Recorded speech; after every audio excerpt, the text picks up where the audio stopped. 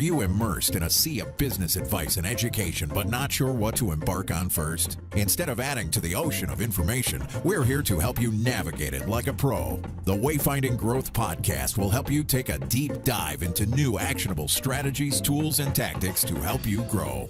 So start charting a course for business growth as you explore a better way to grow further, faster, with your hosts, Remington, Begg, and George B. Thomas. So, Remington, this is kind of cool because we're recapping right after the show that we did with Tyler. So, I don't want people to think that we actually did not change our clothes. Well, I mean, we didn't change our clothes. We didn't. Because it's the same day. But anyway, we're going to recap the Tyler Anderson episode where we talked about user-generated content. I love that it took us very, very limited time to shorten that to UGC because us as humans are that lazy that we can't say user-generated content. We had to say UGC for a lot of the episode. So what were your general thoughts? Like, I love the beginning and diving in, but what were your thoughts about the conversation that we started out with Tyler? Yeah, so first time meeting Tyler, he seems like a really cool guy. He could have shaved though. But I gotta tell you, because even with not shaving, he was still more handsome than me. Like it's just crazy. Like, the fact that he worked for radio, I'm like, dude, you do not have a face for radio. So what were you doing in radio? But anyway, I digress. You go ahead. Yeah. So I think it's cool, like coming out of a more traditional, quote unquote, more traditional area of marketing, and then coming into a new one. It's coming up on 10 years in business. So like, he's been through the gamut, if you will. And I think some of the really cool things is there was this underlying theme whenever he talked about a UGC strategy, which we'll get into in a bit, that actually started with offline. And it's one of those things that doesn't take much, but is putting that CTA where the customers are. So I thought it was a very interesting, just a very interesting thought that a lot of times people think about user-generated content as the product, like as actually the results, but not actually the CTA to get it. Yeah, I love that. It's funny because for me, the beginning part, I loved when he was talking about the historical employee that worked there. He mentioned the book Tour of Duty, and when we do the show notes, I'll find out who the author was because I don't know who the author was, but we'll get that in there. We'll link it up. But it was funny because I wanted to joke, but I was like, I don't always have to joke. I mean, most of the times I do anyway. But like he said, I paid her $25,000. And I thought, Tour of Duty, U.S. military, $25,000. It sounded about right to me. So you're good to go. It all kind of fit in a little box there. But also, and it's funny because you kind of alluded to this, it being an offline thing that happens to then become an online strategy for this user-generated content. And we kind of further into the episode, we started to talk about, he briefly mentioned like theme parks. And there was this thing that always came back to my head as we started to talk through these different pieces was like you as a company, you as the marketer or whoever's in charge, you really have to get specific to giving them, and when I say them, the public in general, the opportunity to embrace that moment. Like, let's just go to theme parks. I live close to Carowinds, South Carolina, North Carolina border, and they always have these places set up that they want you to take pictures, and it's for a specific reason. Like, it's you're going to take that picture, you're going to share it, you're going to tag, and so they're just kind of softly doing that. He mentioned a couple other, Captain Killing It and even the pirate section, where it might not be a theme park. It might not be a location that you go to, but it comes to you via the mail or something like that. But having verbiage or having a call to action or a step that you take as a business or allow them to leverage as a business, that kept coming back to me as like a very powerful point. But then also, and I guess it's because I was thinking micro, but that ties back to that he, in his own business growth, Remington, started to grow faster and more when he realized the power of micro, or how most people say it is niche or niche, into what they were doing. And so I know that's something that we haven't talked a lot about, or maybe even haven't done an entire episode. And I wonder if there's somebody out there that like could talk about an entire episode about being niche, like the importance of it and how to leverage it and things like that. I don't know, but yeah. So going off of that, he talked about his two main milestones. Was the first one was hiring a first employee, right? And it's funny because I can relate. He was like, "Oh, that poor girl. I forget what her name was." But we had a similar experience. So we got started in 2007, and then Dorian was our first hire, and poor guy. Like, I feel like we did a lot for him, but it was a very similar scenario. And that was I think you learn more about yourself when you hire someone than you learn about actually hiring someone. Right. With the first one, you know what I mean? But I thought that was cool. But the second milestone where he talked about going niche, I thought that was interesting because I think, one, companies are scared to. But two, what he did is he started listening to where he was getting the most results or creating the biggest impact. And I think that a lot of times companies may talk like they started off wide. I remember when Rachel and I started the company, we were doing signs and banners and all sorts of crazy stuff. And websites are really more of an afterthought. We went more niche to a certain segment of business rather than a certain industry. So I think there's a lot of different ways you could go niche. But the idea of starting that flashlight wide and then really starting to refine it down year over year is where the profit is. And it seems like Tyler's on the right track there. Yeah, I agree. Well, first of all, he's super smart. And by the way, like I at some point in time, I hope I get the opportunity to go to the event that they put on, because he talked about that a little bit as well.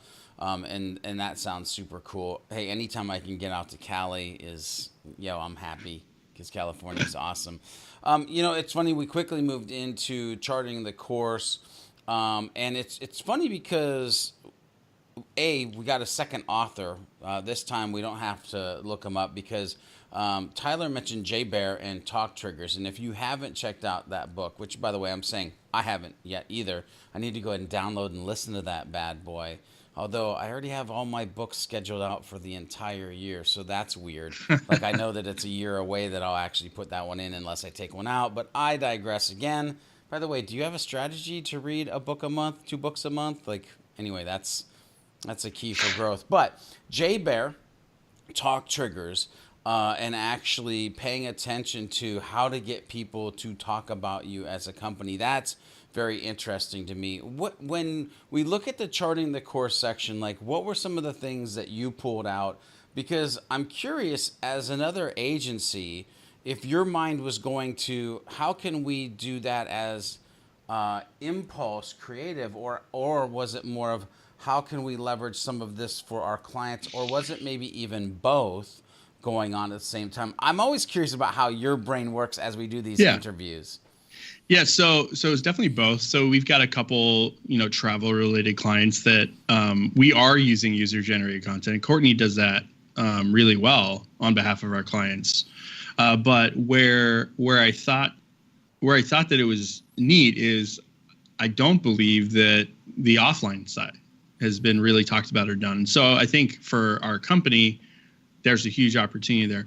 But thinking about user-generated content all the way through to reviews from a B2B specifically side is one of those areas where I think as an agency we could be better. I think most companies could be, of actually having reviews and testimonials as a part of their strategy.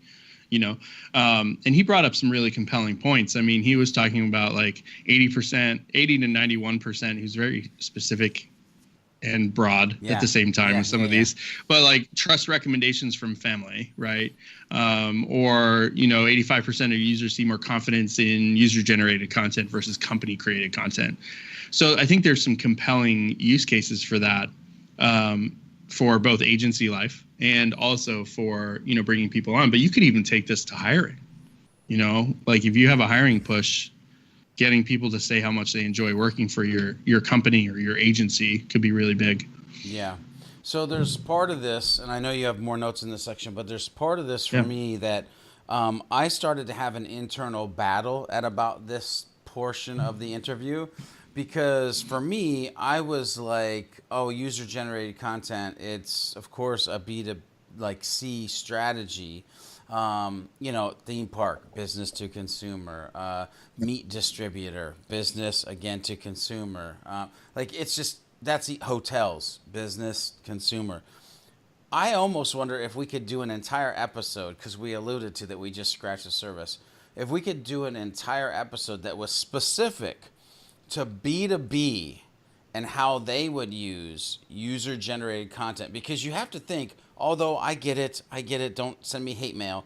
It's a human being inside of another company that would be creating that content, so they are pseudo a customer or a consumer. But my point is well,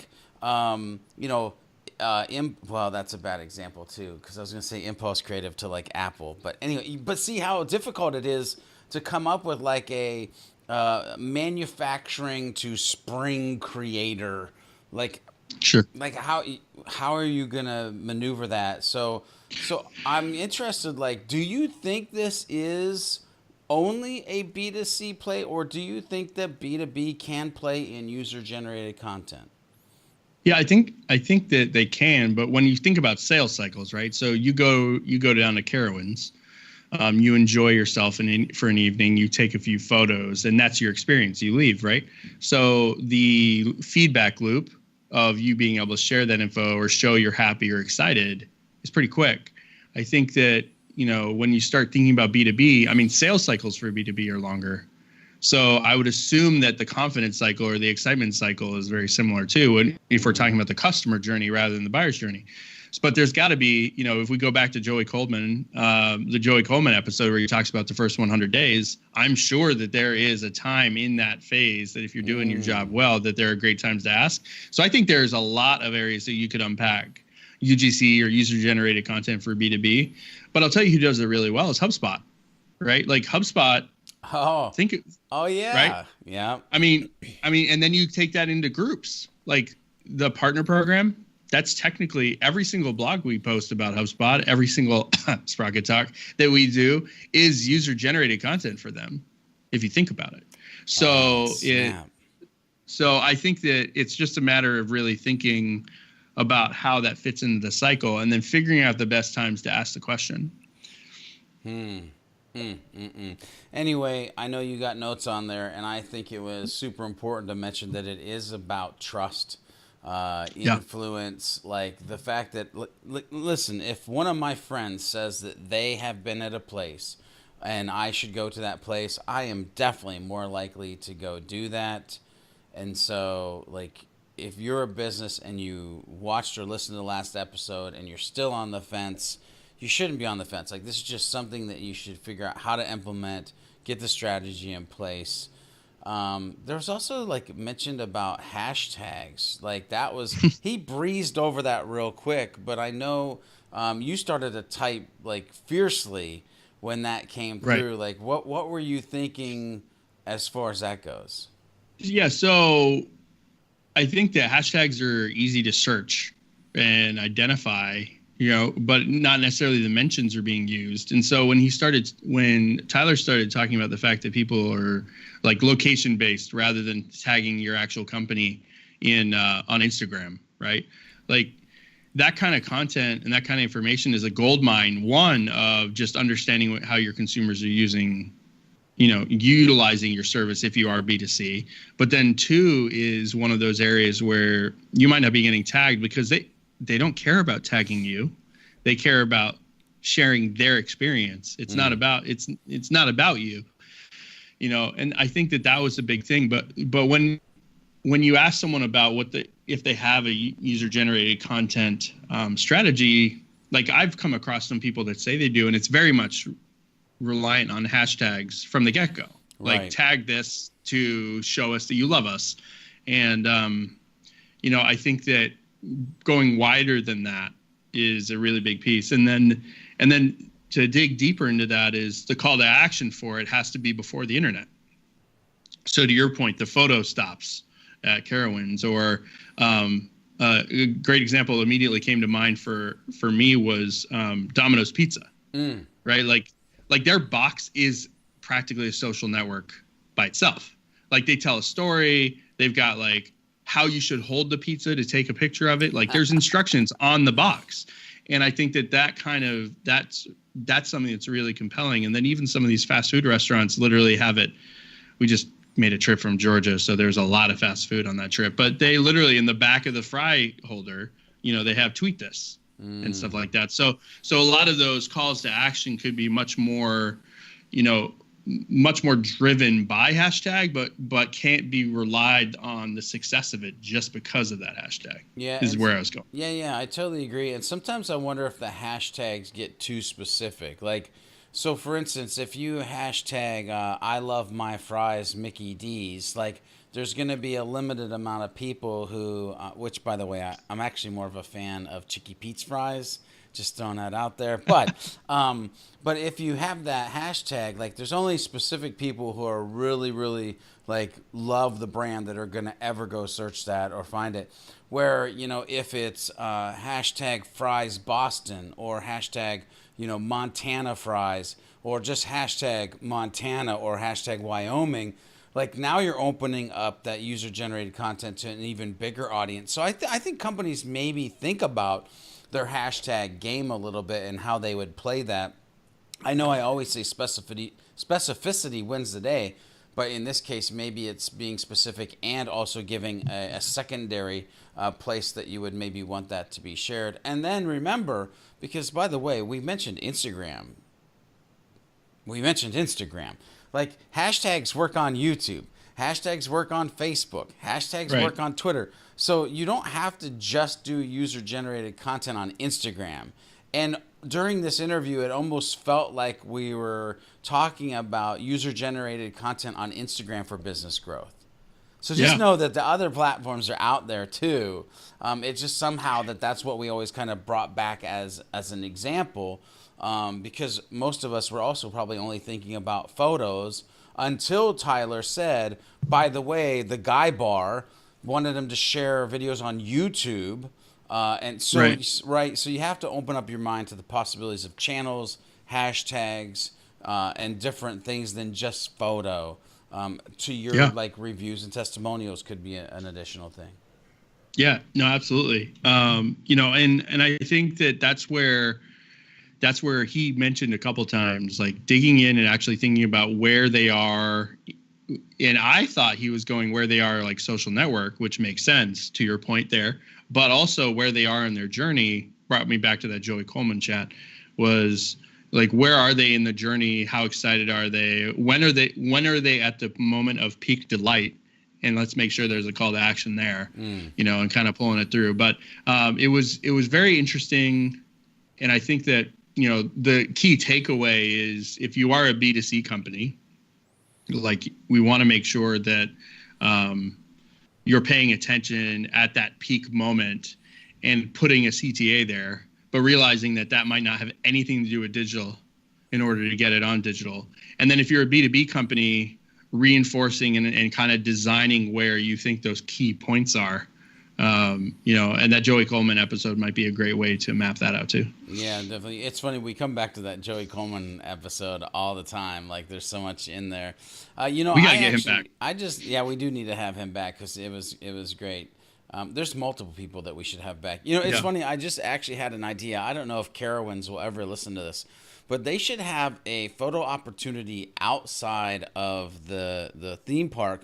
And maybe this is every theme park, that when you're leaving the theme park and it's a photo opportunity for dads only, that should say something like hashtag dad made it, right? He got there, he made it through the entire day, like, because that's funny. And dads are like, oh God, some dads, maybe just this dad, I don't know, are like, oh, are we ever going to leave? Like, do we have to be here for every single minute that this place is open? Is this just me? I don't know. Hit me up on the socials. Dads are the caboose. Yeah, dads are, right. So hit me up if you're also like in the theme park going, But hashtag dad made it. It should be on the exit. It should be a photo opportunity. I'm telling you, it would go viral, theme parks. We quickly then got into tools, Remington. And man, you can tell Tyler knew his tools. Like he was just riffing them off. Tint, tack, hyper, ground signal, candid, pixely. I immediately was like, okay, that's a piece of content waiting to happen. Like, because I'm not new to this game, aka the internet, aka human beings, and I have not heard of any of those before. Any of them. And so I immediately went into, wow, talk about being able to educate at least our clients and probably other people in our community around those specific tools. So I know I want to dig into that, but when you started to hear the tools, what were your thoughts?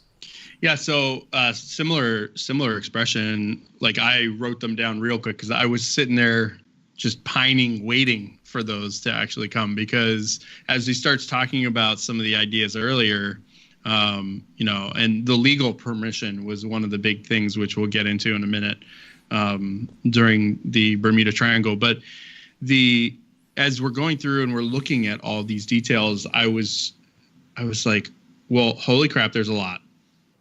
And then starting to go and, well, like, why isn't Hootsuite on this list, right? And this goes to that mindset shift of, are we doing a social listening, or even HubSpot for that matter, social listening, to what is the difference between a UGC tool and a social listening tool? And it really comes down to some of the other things he talked about, which is managing and tracking the requests for permission. And that was kind of a big eye opener for me. Was I didn't we go through and ask for permission and we keep track of it, but it literally spreadsheets. Yeah. And links to posts. So when we start going through that way, that's just one of those things that I never really considered, and it just proves that he's all in.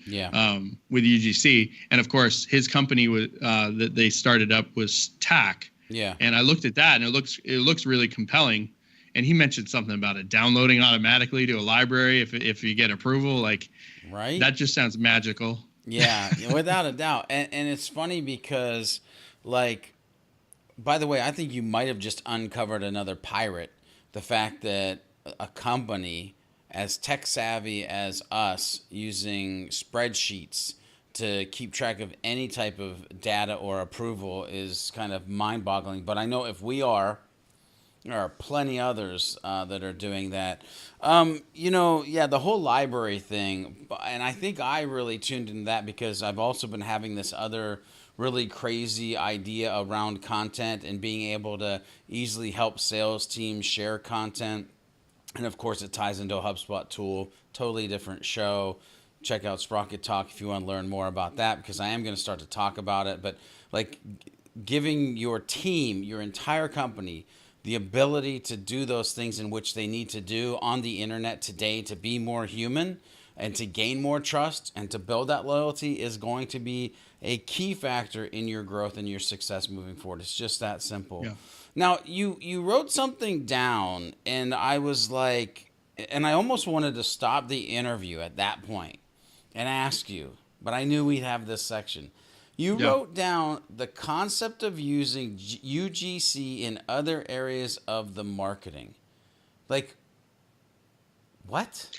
Yeah, so when we talk about user-generated content, we're thinking about like retweeting or like quoting a tweet or showing a photo and stuff like that. And if you're formally asking for legal basis to use that content, you have permission to use that on anything. Like, you know what I mean? And so he was talking about was it the meat guy? Yeah, he was talking about with the meat example, the mail your meat. What is it? The meat box. Ooh. No, butcher box. There you go. Butcher box. My goodness. He was so he was talking about in the butcher box that the content was performing better, that was more authentic than the fully scripted. And we've had similar conversations about that, like with video. Like you don't have to have a fully produced, like like, let me go get my makeup before I get on camera. Video done, like sometimes just two guys getting on some webcams and having a chat are going to be more effective. Yeah. So when I started thinking about this is, okay, so let's take internet out of this user generated content for a second. Now where can we go? You know what I mean? And if we're driving and making that movement to the other areas, like that could be on pocket folders, that could be on brochures and pamphlets. Heck, that could be on billboards if you can get high enough quality. So like as you're using these photos and this information, then, that's an area that I think can really kind of widen and open up. Not to mention using that to create more user-generated content by showing people what they've shared. Yeah, it's funny because my mind is going around and thinking about this, and it's funny because even because I'm going back to a conversation I started a little earlier about user-generated content and it being B2C. Like, even if it was B2C, like, so for instance, let's go back to theme parks. And I like that Tyler said that was easy, because it kind of is easy. Like, you could have a picture that I took, and it could be me and my wife and kids. You could totally use that picture if it was good enough, like for a business presentation, to get businesses to come and book picnics at the theme park, right? And so now it does become a business-to-business type thing, even though it was a business-consumer piece of user-generated content, which is a mouthful in itself. But the thing that I really loved in this section was when and I said this is maybe like a hidden gem of what we talked about. We started talking about saving $10,000, $20,000, $30,000 in photo shoots. And then Tyler immediately spun into, or not using, he didn't say it in these words. I'm saying it in these words because this is how I heard it. Not using crappy, or might I say poopy, stock photography for your social posts and your website and your presentations, but having real humans doing real things with your real products and services or events or places, hands down, is amazing. Yeah. That was great. And like we talk about that when we're doing website designs all the time, like bringing the human element in.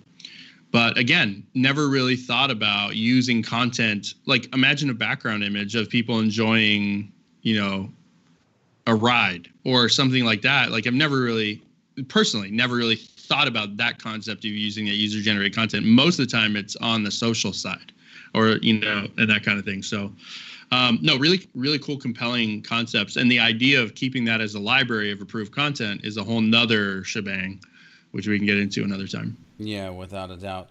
So obviously this episode, like the episode and the episodes before those episodes, are brought to you by the Impulse Creative Marketing Video and Sales Audit. If you want to get 100% or 99.9% of the ROI that you may not be achieving of the 22% that you thought you had yesterday, don't do the math. It doesn't make any sense. Anyway, contact us because we love doing the audits. We love helping you.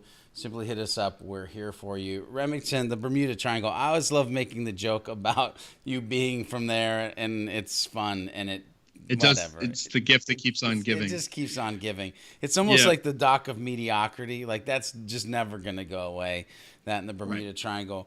It's funny, though. I'm going to go backwards into this one because for me, I always find it funny how people, the pirate question always sends people for like this mental brain, I don't know, split or explosion. Yeah. Like I love what that question does because it was funny. Immediately he's like, well, the good pirate.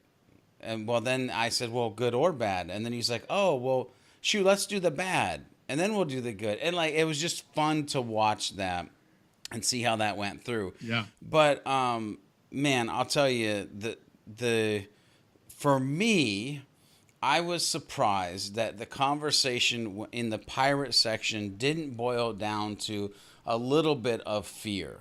Because if, like, some of the content, like, because this whole episode, which, by the way, it must be Hit Mike's episodes, because Tyler hit his, I just hit mine, I don't even know what's going on. But like, the whole interview was painted as in all the UGC content that comes through your desk is going to be amazing, and the sun's going to be right, and people are going to be wearing the right things, and they're going to have the perfect smiles. But there has to be 10,000 pounds of crap that you probably will sift through to get those gems. Or if you're paying attention to the user-generated content, not all of it is going to be how much we love you. Like, you're probably going to have to see a lot of your haters to get to the people who love you, which, by the way, another Jay Bear book, since we're mentioning him on episodes, Hug Your Haters. So now we got Jay Bear, Hug Your Haters, and Talk Triggers that you may want to pay attention to for your business. By the way, Jay's not paying us. Maybe he should. I should tag Jay. Maybe he'll be a sponsor. Convince and Convert. Sponsored by Convince and Convert. No, it's not. It's really not. I'm just kidding. What did Another you example think of user-generated content for B2B. There you go. So there you go. That's it. So what were your thoughts when we journeyed down into the land of the Bermudas, which isn't even a thing? What were your thoughts? So the concept of doing everything manually can be a big time suck. Again, similar to the apps, I didn't know that there were apps for that. I just didn't know. There's an app for everything. Yeah. So there, it is a time suck. But the return on effort is there. So if you can automate that process, that return on effort, I think is pretty incredible. Ways to filter out that content obviously would be even more. We're thinking about like everything is gravy, but how do you filter through and find the images and the criterias and the things that you want? The big one for me was figuring out what a realistic ask for the customer is. He kind of like let that one in there and then just moved on. But that was a huge thing that we could unpack for hours. Is like throughout the entire engagement, when is that a realistic ask, and what should that ask be at any given time? And should we start out with asking for a selfie and then finish with asking for an entire video? Like, there's so many different opportunities for that. And where should we incentivize further versus not? I think that thinking about that customer journey from their point of view and figuring out when that the ask is the most realistic is probably one of the things that is the biggest underutilized piece out of this whole concept of user-generated content is, one, just expecting it to show up, and then two, actually having a strategy behind when you ask. Yeah, that's super interesting. Like, because if you can get somebody to just take a selfie or a picture of their family, cool, get it. But if you really need something and it's like get a free cinnamon roll or win a fast pass, now you've upped the stakes a little. That's very interesting. So that's interesting. Yeah, we could do a whole thing on that. So then we went into, he said, don't steal the content, just screenshot it and capture it. And he mentioned that he got tagged in the story, that he just got simply tagged by a place that he had gone to like years later. Yeah, 4 years, a hotel, 4 years. So he brushed it off. He's like, oh, I'm in the industry. Like, I get it. Haha. But he also brought it up. Right. And so that you think about customer delight, how does that make them feel that you didn't ask in the first place? So yeah, there's multiple things right there. Right. So first of all, 4 years ago, I might have been heavier. 4 years ago, I might have been popping bottles. 4 years ago, I might have not supposed to have been there because I would, the stories that like, you just don't do that because all of a sudden somebody's like, hey, I thought you were in, not that this was Tyler, but I thought you were in Las Vegas. How come there's this picture of you 4 years ago in like Sheboygan? Like, uh-oh, what just happened there? Yeah. Like, yeah, no. Yeah. So I think asking for permission is like a big thing, and we stress that really heavily at Impulse. But to take that further and to understand that it is technically stealing it if you're getting value out of it and the person who created it isn't, suddenly now changes the perspective on you retweeting something or sharing with a comment, and that kind of thing. So it was very interesting. Don't really have an answer to that. But the pirate going into like, don't even just use and tag was the big thing. Because when he said steal the content, I'm thinking screenshot it and use it somewhere without permission. But he literally brought that even further. Like, don't just share it and copy it and be like, oh, be like Tyler, enjoy yourself here. That was an interesting perspective. Yeah. So yeah, it's really good stuff. Really good stuff. I would go back, by the way, just to kind of round off that whole Bermuda section. Go back and listen to the Butcher Box story, because there's a lot of also micro nuggets in there about strategy and implementing and verbiage and stuff like that. If you like these shenanigans, like the Sheboygan shenanigan that you just saw a couple minutes ago, you should definitely go and sign up for our newsletter. There's plenty of email shenanigans happening on there, but only if you sign up. Did I say you should sign up? Well, go sign up then. Anyway, Captain Killing It. I love the Captain Killing It section. See, I was juking people out there for a second. It's funny because Tyler didn't want to list himself. I mean, he did. He really did want to list himself. And by the way, by not listing himself, he almost did list himself because people were like, oh, so he must be killing it. So for this week's Captain Killing It, we're just going to say it's Tyler Anderson. You should go check out Casual Fridays. Go check out their team and see what they're doing, see how they're playing with it. And really what I just want you to do is pay attention to like just this idea topic in general. And I've never done this before, but at the end of last episode, we gave you the way to connect with Tyler. You should probably have a conversation with Tyler. He's a really smart dude. You should dive into this and learn more. He's this week's Captain Killing It. Remington. You stole my Captain Killing It. Hey, you can go ahead and do it again if you want. Yeah. Well, we're gonna. I wrote a comment. Anyways, no. So yes, Tyler totally can be a Captain Killing It. He's doing a good job. But as we start thinking about user-generated content, all the different ways that it goes, one of the things that I recently went to Universal Studios because my wife wanted to go to Harry Potter Land World. Sorry. I was the caboose. She was very much excited. Talk about user-generated content. I mean, Harry Potter is pretty cool. I will say no, that. Absolutely. But like Rachel Kidd recite the movie without the movie on. Like she's got it, right? Really? And yeah, I know that was like tall order. She's serious. Like she's a serious Harry Potter fanatic. I did not know she had the superpower. So I'm walking around, Universal, and I'm sure you do the same thing. You're like, wow, that was a really good marketing idea. Like, I can't believe these guys are killing it. I know that's like usually what the caboose in the back does. They like watch and marvel at all the different things. Universal Studios and Harry Potter Land specifically did something really magical. They have you where you can come in and you can buy these interactive wands. You can be like Harry Potter, and you can do spells with the wands, and in different areas throughout the Harry Potter world, things move. So like you could wave the wand and it'll start raining under an umbrella, or you can wave a wand and a feather will move in a bookcase, or like all throughout the entire theme park.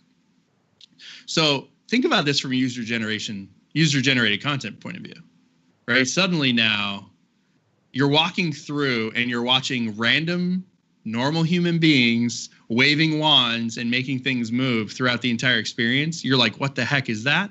Like, talk about user-generated content, because otherwise they would have had to hire people to do all of that. And what they did instead is they turned it into not only user-generated, but someone actually bought that wand in order to do that thing.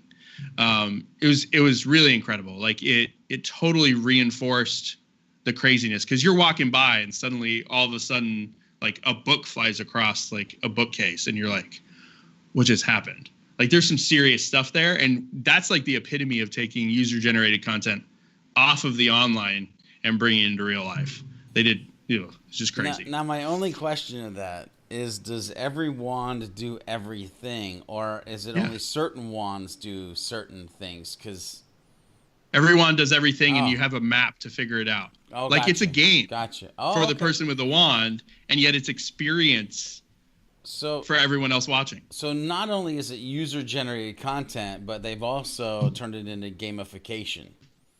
Yeah. So two great marketing strategies side by side in perfect harmony, almost like ebony and ivory keyboards.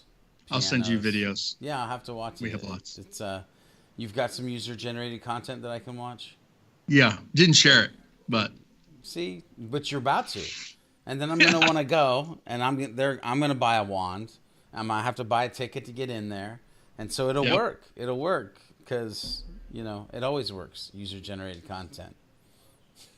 I don't know if it always works. Any last pieces here that you want to make sure we leave people with?